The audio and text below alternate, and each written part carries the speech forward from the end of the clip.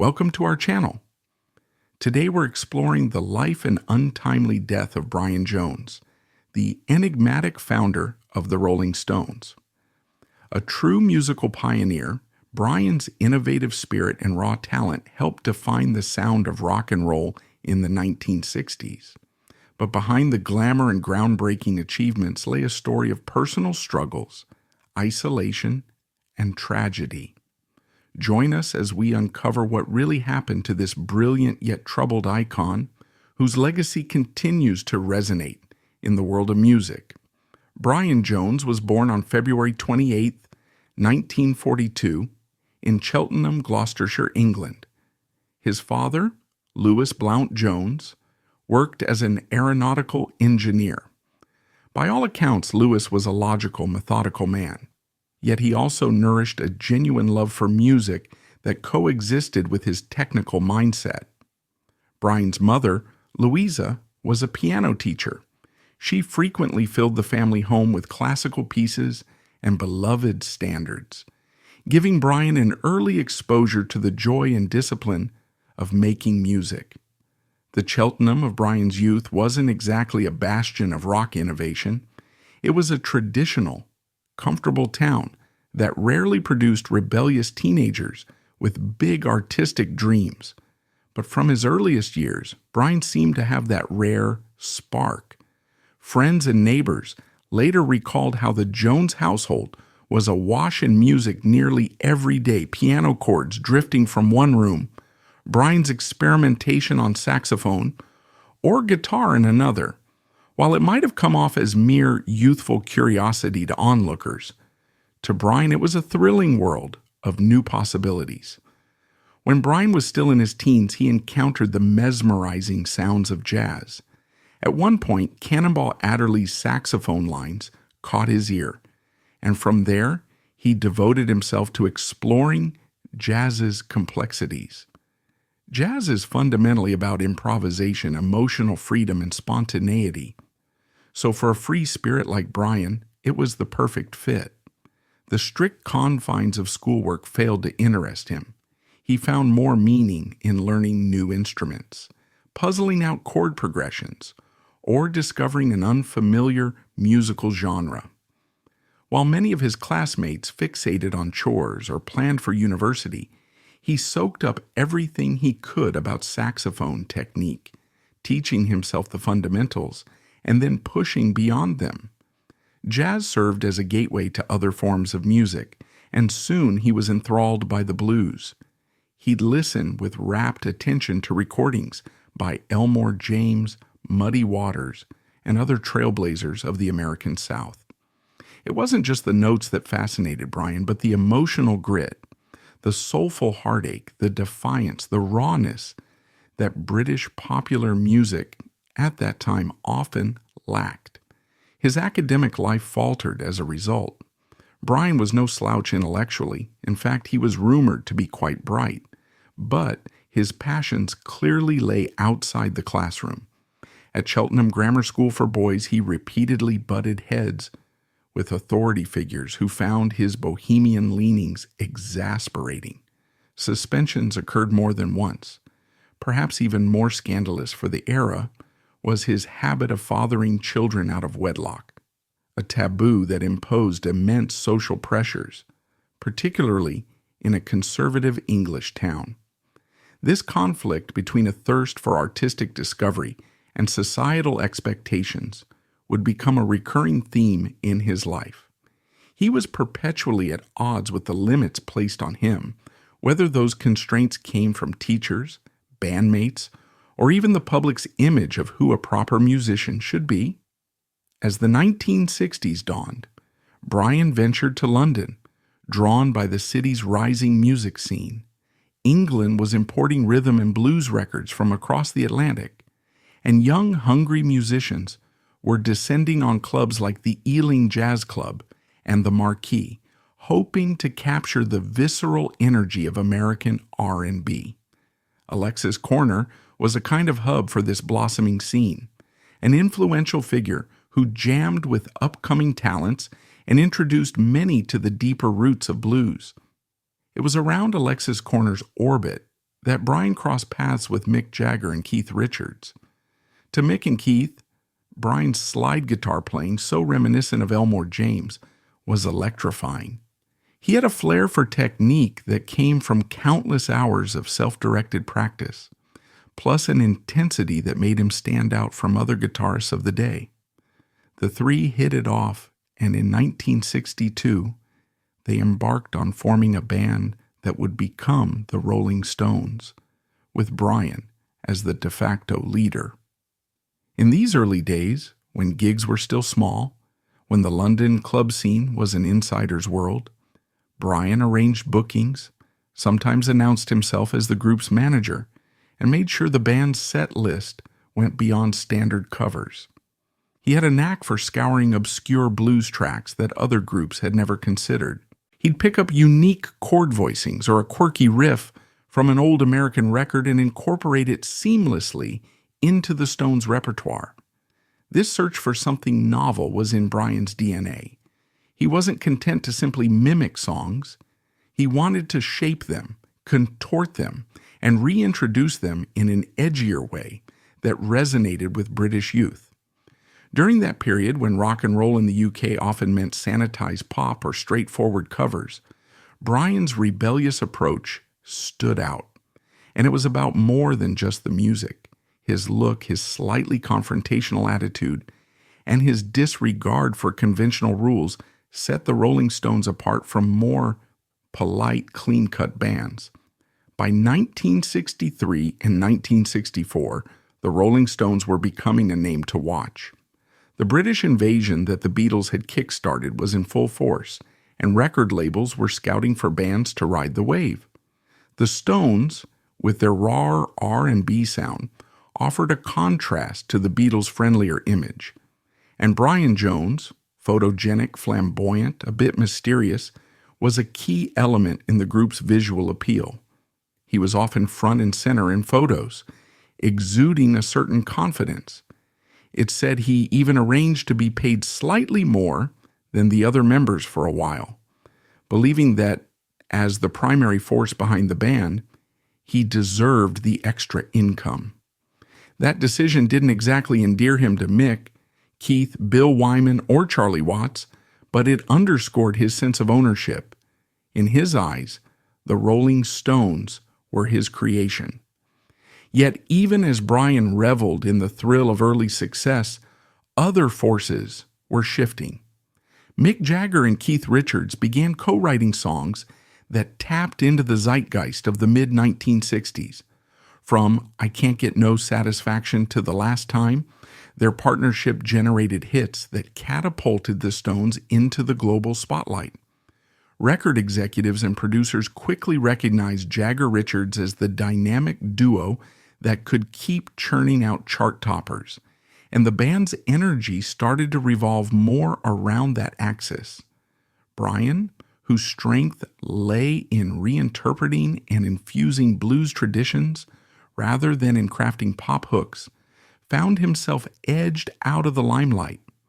While he maintained his place as a multi-instrumentalist wizard in the studio, adding harmonica, sitar, marimba, or organ whenever the track needed an exotic angel, his influence over the band's overall direction waned. The shift was subtle at first, but by the mid-1960s it was apparent that Mick and Keith were emerging as the Stones' leaders. This slow sidelining might have been bearable if Brian's personal life were stable, but it was anything but. With rising fame came a heavier dose of the sex, drugs, and rock and roll lifestyle that the 1960s practically normalized. The Rolling Stones had an image as the bad boys compared to the Beatles, and Brian dove into that persona head first. His experimentation with drugs accelerated, leading to police scrutiny. In 1967, an infamous drug bust at Redlands, Keith Richards' home, sent shockwaves through the band. The authorities, eager to make examples of high-profile musicians, cracked down with arrests. Brian's name wasn't always at the forefront, but he faced his own raids and charges.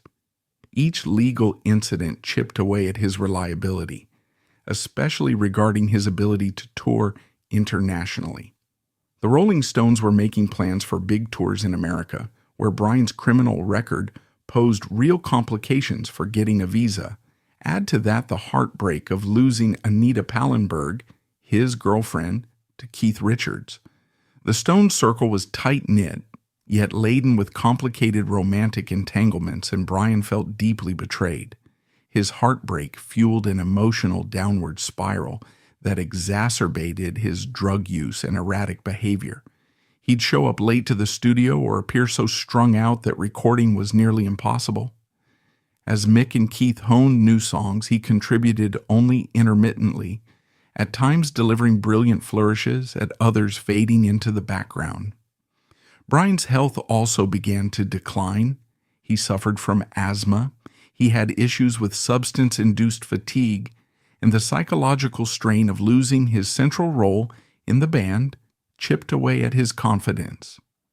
Nevertheless, in fleeting moments, Brian still displayed brilliance. Listen to No Expectations on the 1968 album Beggar's Banquet, and you'll hear a yearning slide guitar part that epitomizes his soulful style. It's a reminder that even if Mick and Keith were the main songwriting force, Brian's input could transform an ordinary track into something haunting and memorable. He also found outlets for his creativity outside the Stones. In 1967, he composed the soundtrack for the German film A Degree of Murder, starring Anita Pallenberg. Though the film itself isn't widely known today, Brian's approach, blending standard rock instrumentation with sitar and organ, highlights how forward-thinking he could be when left to his own devices. Shortly after, he took a trip to Morocco to record the master musicians of Jujuka. In an era when travel was more cumbersome and less common among rock stars who weren't touring, Brian's willingness to immerse himself in the local culture signaled a genuine passion for global music. The results were eventually released posthumously in 1971 as Brian Jones presents The Pipes of Pan at Jujuka. Modern listeners might find it intriguing or perplexing, but at the time, it was revolutionary for a Western rock musician to embrace, document, and celebrate non-Western traditional performers. This was before Paul Simon's Graceland or Peter Gabriel's Real World label, before the concept of world music became mainstream. Brian was tapping into something that would only gain wider appreciation decades later. He recognized the universality of rhythm, of spirit, of the primal connection that music can forge across cultural divides. Unfortunately, the album didn't achieve broad commercial success, partly because it was so niche, but also because Brian's sudden death overshadowed any promotional efforts. As 1969 began, the Rolling Stones were riding a wave of commercial and critical triumph, but internally, they were uncertain how much longer Brian could remain part of the band. Even Bill Wyman, generally the quiet one, hinted in interviews that Brian's contributions were waning. The official statement in June 1969 claimed that Brian had left because of musical differences. He supposedly wanted to explore other genres, while the Stones were forging a distinct new direction. Yet the truth from various insider accounts is that the band effectively forced him out. His ongoing legal problems and drug habit made touring a liability, and Mick Jagger and Keith Richards had grown weary of the drama. Brian, for his part, didn't exactly fight to stay. He seemed depleted, artistically, physically, and emotionally. Still, he spoke vaguely of forming a new group or branching into more experimental music once his legal troubles cleared. Barely a month later, on July 3, 1969, tragedy struck. Brian Jones was found dead at Cochford Farm, a property in East Sussex that once belonged to the author A. Milne, creator of Winnie the Pooh. The official cause was death by misadventure, attributed to drowning under the influence of alcohol and drugs. He was 27, making him one of the earliest members of what would later be called the 27 Club, a grim roster that includes Jim Morrison, Jimi Hendrix, Janis Joplin, Kurt Cobain, and Amy Winehouse, all prodigiously gifted musicians who died at the same age. Conspiracy theories have swirled around Brian's death ever since. Some suggest that a construction worker, Frank Thorogood, may have been involved in a confrontation that led to Brian's drowning. Others point to more elaborate plots involving unnamed friends or enablers. While subsequent police reviews have occasionally re-examined evidence, no conclusive proof of foul play has ever been established, leaving the official narrative that it was a tragic accident. The ripples of Brian's death reverberated through the music world. The Rolling Stones had a free concert scheduled in Hyde Park just 2 days later, intended as the debut of new guitarist Mick Taylor, who replaced Brian. The band decided to go ahead with the show, transforming it into a memorial of sorts. Mick Jagger read from Shelley's poem Adonais, paying tribute to their fallen bandmate, while thousands of white butterflies were released over the crowd. What should have been a triumphant unveiling of a new era became a bittersweet farewell to one of the Stones' founders. Critics later debated how genuine the tribute was, given the speed at which the band moved on. But the Rolling Stones were unstoppable at that point, and continuing the show was almost inevitable, given the economics and the expectations of the time. In the years that followed, Brian Jones became a kind of icon for the restless spirit of the 1960s, a figure embodying rebellion, musical genius, and the perils of living too close to the edge. He was, in many ways, overshadowed by the towering legends of Jagger and Richards, not to mention the epic arcs of other 1960s luminaries. But among dedicated fans and scholars, Brian's legacy commands deep respect. He was the band's initial visionary, the one who gleaned that British kids could be captivated by gritty Chicago blues riffs, the one who first gleaned that adding African drums or an exotic flute could give a rock track an entirely different dimension. He was a pioneer of melding cultures through sound, an advocate for exploring beyond the standard guitars and drums arrangement. In a broader context, the 1960s were a decade of social upheaval, political tensions, and dizzying cultural shifts. Music was not just entertainment. It was a form of protest, a spiritual quest, and a platform for urgent self-expression. His rebellion wasn't just about wearing loud clothes or keeping his hair long. It was about ignoring rules in pursuit of genuine artistry, even if that pursuit often harmed him. The swirl of events in Brian's life, young fatherhood, run-ins with the law, complicated romances, and a destructive appetite for substances, mirrors the era's roller coaster. At a time when new freedoms beckoned, but old societal stigmas lingered, individuals like Brian found both endless creative potential and countless pitfalls.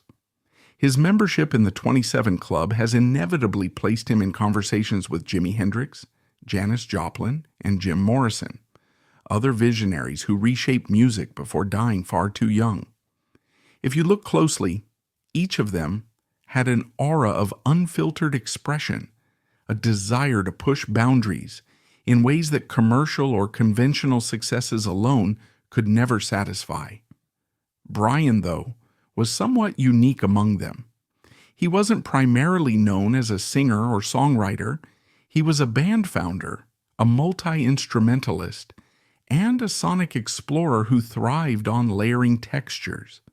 While many fans remember Hendrix or Morrison for fronting mesmerizing performances, Brian often shaped the Rolling Stones' sound from within, ensuring that every chord sequence and rhythmic accent captured the raw spirit of the blues. After his death, the Rolling Stones soared to unprecedented heights with albums like Sticky Fingers, 1971, and Exile on Main Street, 1972. establishing themselves as one of the greatest rock bands of all time. The creative energy between Mick Jagger and Keith Richards blossomed into a partnership that would endure for decades, with Ronnie Wood eventually taking over guitar duties. Meanwhile, Brian Jones became a symbol of what could have been, a musician who might have carved out a niche combining global music traditions and raw rock innovation. We can only speculate whether he would have gone on to play with the likes of Jimi Hendrix, collaborated with jazz legends, or immersed himself further in field recordings of world music. His time ran out before those possibilities could unfold. Yet Brian's place in the Rolling Stones' history is irreplaceable. Had he not been there in the early 1960s to guide them toward the deeper recesses of American blues, the Stones might have remained just another London R&B cover band. His determination to stand out, to adopt a rebellious persona, and to learn instruments that few rock musicians of his day were even aware of, set the Stones apart from the competition. The band's moody, dangerous allure in the 1960s, so essential to their brand, was largely Brian's creation.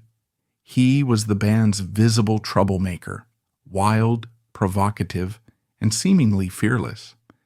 But behind that bravado was a vulnerable individual, haunted by insecurity, heartbreak, and a desperate need to be loved and recognized for who he was.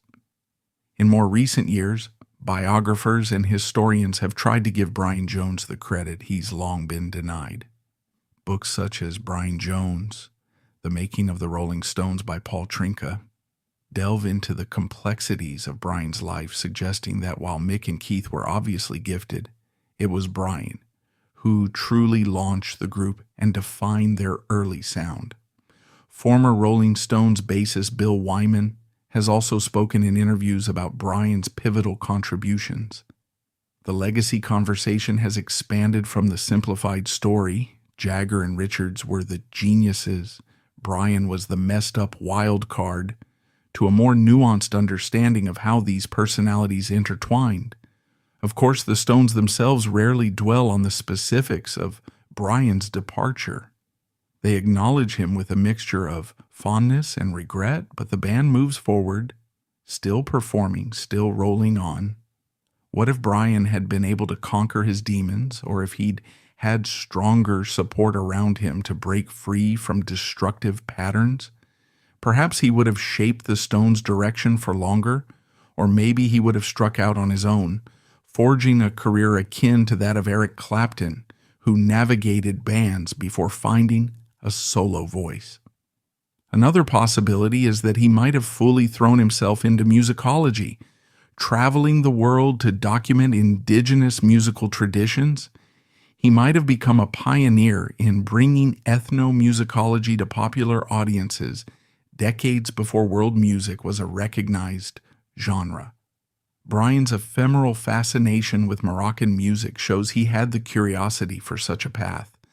He simply lacked the time and stability to follow it through. In those days, the lines between reality, rumor, and myth were often blurred. The official account was straightforward enough. Brian drowned while intoxicated. But rock culture was thick with rumors, government conspiracies, jealous friends, accidental violence, or even a staged disappearance. Over the years, various figures have come forward claiming new evidence of foul play, only to fade back into obscurity. The Rolling Stones typically avoid lengthy discussions on the topic, partly due to the pain of the memory and partly because rehashing it serves little purpose for them. Brian's father, Louis Jones, who outlived Brian, expressed heartbreak over his son's turbulent life and sudden death, but even he never seemed to fully embrace any of the more sensational theories. When the Rolling Stones were inducted into the Rock and Roll Hall of Fame in 1989, Brian Jones was recognized along with the other original members, a posthumous nod to his foundational role. But the glitz of modern ceremonies is far removed from the grimy clubs of early 1960s London, where he first discovered the exhilarating power of the blues. Sometimes one can't help wondering if Brian would have even wanted the fanfare. In the modern era, entire generations have grown up hearing Rolling Stones hits on classic rock stations or discovering them on streaming platforms without necessarily knowing Brian's story.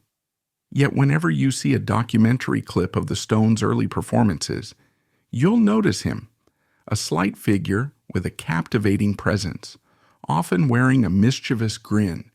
He seemed to truly love the live experience in those days, reveling in the synergy between band and audience. If you listen carefully, you'll detect how his guitar lines or harmonica parts shaped the group's identity. And when he dabbled in instruments like the dulcimer or the sitar, you'll sense the intense focus he brought to every detail. His funeral took place in Cheltenham.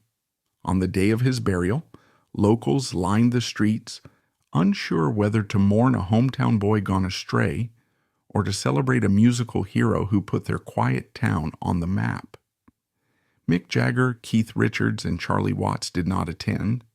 Their absence raised eyebrows, though it's been said they were dealing with immigration and touring logistics in the aftermath of Brian's exit from the band. Instead, a smaller gathering of family and close friends paid their last respects. The simple casket carried the body of a man who had, in just 27 years, made an impact on global music culture that most never achieve in a lifetime.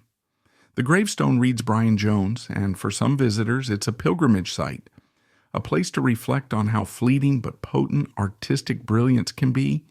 In the decades since, rock and roll has seen countless evolutions, from glam to punk, from heavy metal to new wave, from grunge to electronic dance music, and on and on. With each wave, the pioneers of earlier eras risk fading into historical footnotes. Yet Brian Jones retains a unique glow in rock's pantheon.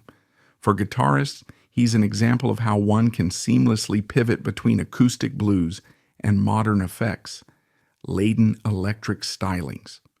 For producers, his readiness to integrate unconventional instruments remains a template for boundary pushing. For fans of cross-cultural music, he stands as an early visionary who believed that rock could draw on sounds from Morocco or India or wherever else imagination might lead. So the next time you hear Paint It Black or stumble across old footage of the Stones performing I'm a King Bee in a Cramped Club, let your ear wander to the layers hidden beneath Mick's vocals. Notice the intricacies that Brian brought to the arrangement. Visualize him hunched over a sitar, or maybe exchanging instruments mid-set, or coaxing new sounds out of a tape machine in the studio. Remember that this was someone who refused to let his band stagnate in cliches, who insisted on pushing the boundaries of what young Brits in the 1960s could do with a blues scale and a few electric guitars. And recall that while the official storyline might cast him as a tragic figure who spiraled out of control, he was also an ambitious artist who achieved more in 27 years than most manage in a lifetime. Brian Jones was a visionary whose musical genius and contributions to the Rolling Stones shaped the future of rock and roll. Though his life was cut tragically short, his influence and artistry remain timeless, inspiring generations of musicians and fans.